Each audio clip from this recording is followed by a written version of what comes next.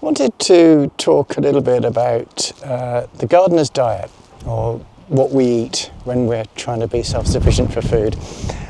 Because it's something that you tend to think about gardening first and what you're going to do with the vegetables second. But it hit me full on when I started thinking about self-sufficiency and not only growing a bit of food, growing as much food as I possibly could, and being a bit independent from shops and things like that. And my wife and I, we acquired a bit of land with the aim of being self-sufficient, and there was enough land to both grow vegetables and to keep a few livestock as well. That was part of the plan. So we planted our veg out, and we put in some fruit bushes, and we started to eat the vegetables and look at the fruit and wait for that to produce, and that was great. And we started our meat or poultry side of it, at least, with a flock of chickens. And we started to eat the eggs from the chickens. That was good. And I said, right, well, it's time to start eating these birds. Now, I'd never had any dealings with preparation of meat or poultry, so I went to see a friend of mine down the road who was a chef. He had been a chef. He was retired. And I said, can you help me prepare a chicken for the table, because I don't really know what to do. And he said, yeah, sure, I can do all that. Anyway, he came over, and we found a big cleaver, and first thing we did was we chopped the head off the chicken. It was an experience, I can tell you. Round and round and round, I do. Anyway, we prepared the bird. We plucked it, we got all the guts out and the hamstrings and I don't know what they're called, but the bits you can't eat. There's more bits of chicken you can't eat than bits you can eat, I can tell you. Anyway, all the bits we couldn't eat went into a bucket, and what we were left with was a bird ready for the table. It took 2 hours, and I didn't really tell my mate at the time, but I really felt like throwing up for most of it. It's not a nice thing to do. It's very smelly. You don't sort of think about that, but chickens have got some fairly unpleasant smells inside them. They all come out. When it was done, I said to my friend, well, that was a very valuable experience, and I'm glad I now know what to do with a chicken, but I don't think I'm ever going to do it again. It was horrible. I said every time now, if confronted with the choice of doing that and just letting the bird live a bit longer, I would choose the latter, and I'd go to the supermarket and buy an oven-ready chicken. So I thought, oh dear, what am I going to do? This is very embarrassing because I bought all this land.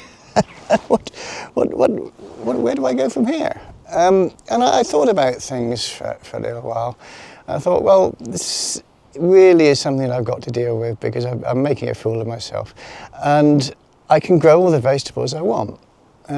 So I thought about my diet for a bit, really, and I thought, well, what is it that we eat when we're eating a standard English diet at the time? I said, well, we eat meat and vegetables. Meat and 2 veg is the basis of our traditional diet. My wife and I we used to cook, it's not a problem, but always there'd be this, okay, what are we going to eat tonight? And then, all right, well, what meats do we want? Because we tend to choose the meal based around what meat we fancy, be it steak or lamb or chicken or whatever, or maybe a bit of fish. And then we'd say, okay, what veg are we going to have with it? So the meat would lead the meal. And inevitably the veg came down to 2 vegetables. They call it meat and 2 veg. Potatoes and something else. Well, if the something else is something that's going to come out of the garden, in the summertime you could have a choice of a dozen different vegetables, everything from sweet corn to broccoli to summer cabbages or whatever.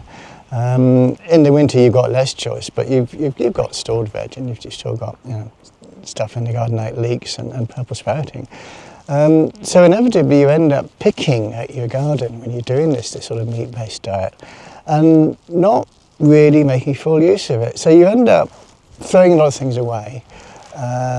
You tend to grow more varieties of things than you could ever possibly use. And so I thought, well, this diet isn't doing me any favours. It's kind of wrong.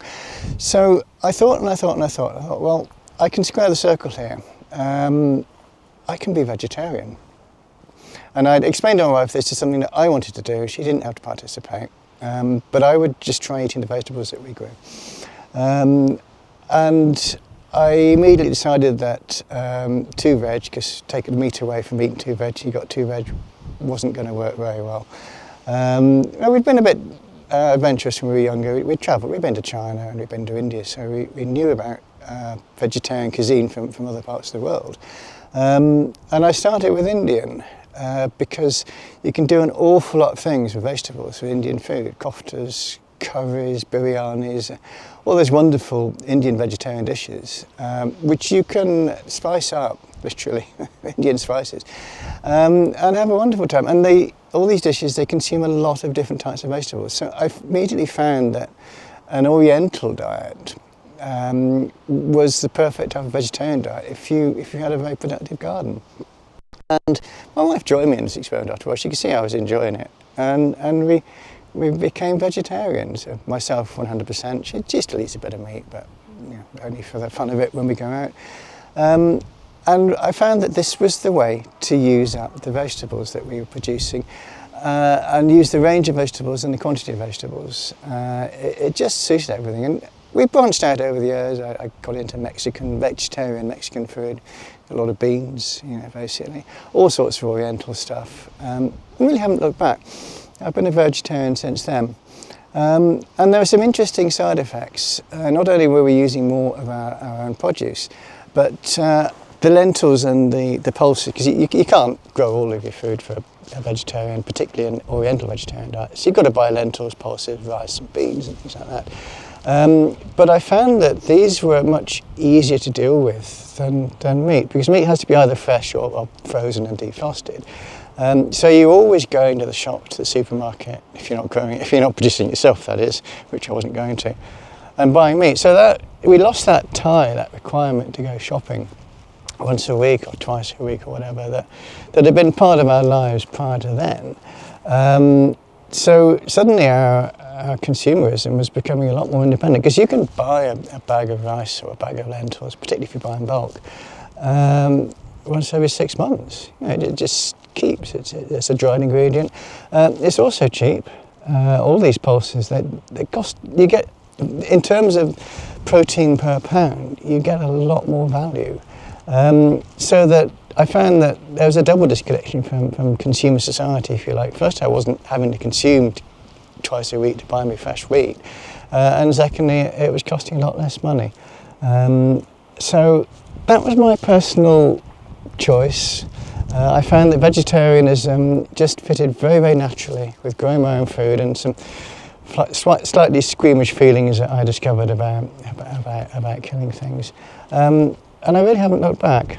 I wouldn't say that everyone has to be vegetarian. It's a horrendous thing to do, to command people what to do, but it worked for me. And you could look, if you've got a surplus of food, you don't know what to do with it, you could look at becoming vegetarian 2 or 3 times a week or something, and see how it goes. It's definitely something I would advise you look at if you've got a garden and more food coming out of it than you know what to do with.